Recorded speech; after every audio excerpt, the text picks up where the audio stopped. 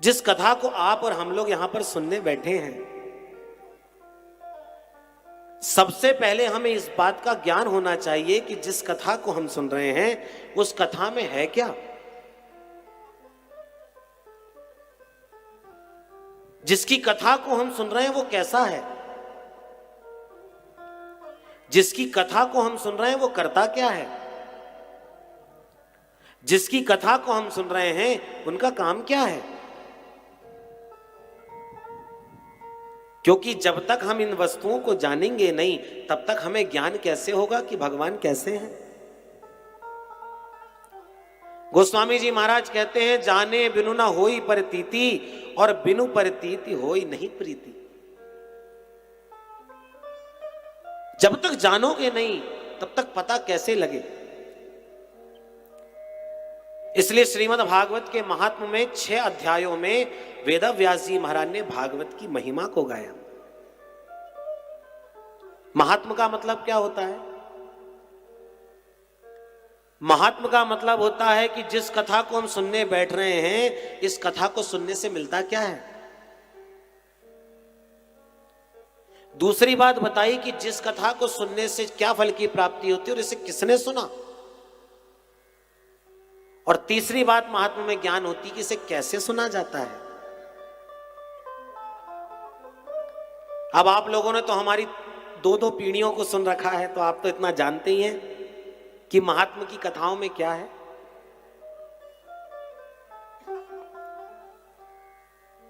परंतु किसी भी व्यक्ति के बारे में जब तक हम जान नहीं लेते तब तक हमें विश्वास नहीं होता कि वो कैसा है। हम मान लो स्टेशन में कोई अतिथि आ रहे हैं और हमने किसी को यहां से पहुंचाया कि जाओ भाई वो अतिथि आ रहे हैं, उन्हें बुलाकर उन्हें लेकर के आओ। तो जो लेने जा रहा है उसे पता कैसे लगेगा कि जो आ रहा है वो कैसा है?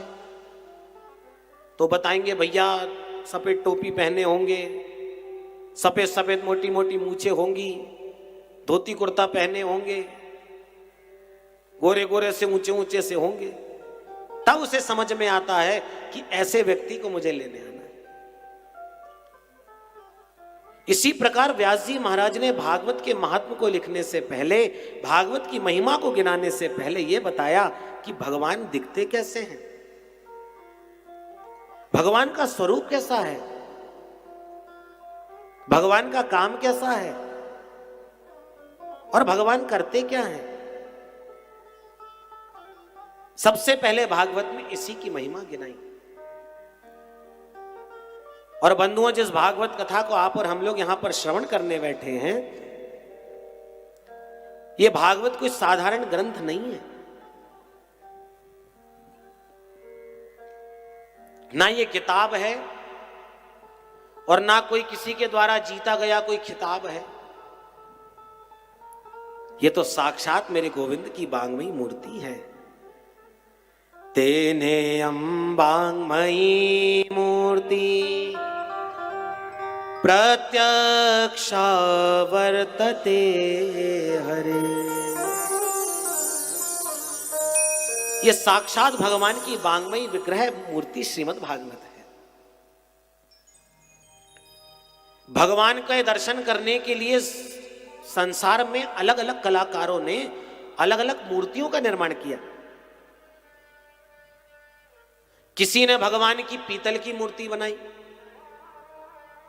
किसी ने भगवान की मार्बल की मूर्ति बनाई,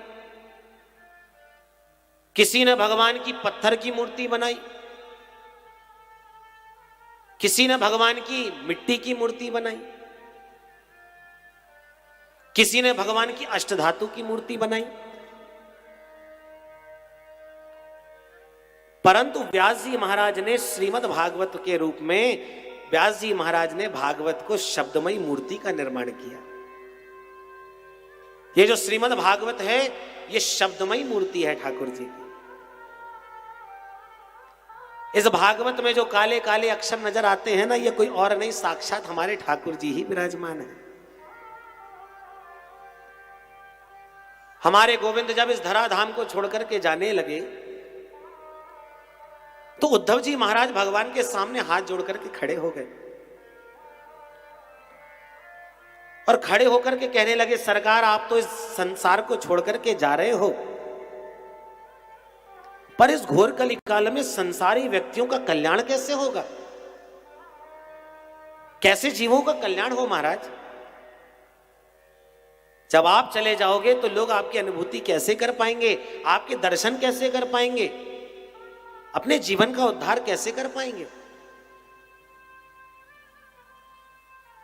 तब भगवान एकादश स्कंद में उद्धव से कहते हैं, उद्धव मैं तो जा रहा हूं, पर जाते जाते मेरे शरीर का एक तेजोमय पुंज, एक तेजोमय प्रकाश इस श्रीमद् भागवत में समाहित करके जा रहा हूं। और इस घोर कलिकाल में जो भी इस भागवत रूपी गंगा का आश्रय लेगा, उसका जीवन में निश्चित रूपेण कल्याण होगा। इसलिए भागवत जो है, यह साक्षात ठाकुर जी की शब्दमयी मूर्ति है, जिसका पाठन पठन श्रवण निधिध्यासन करने के लिए हम और आप लोग बैठे हैं।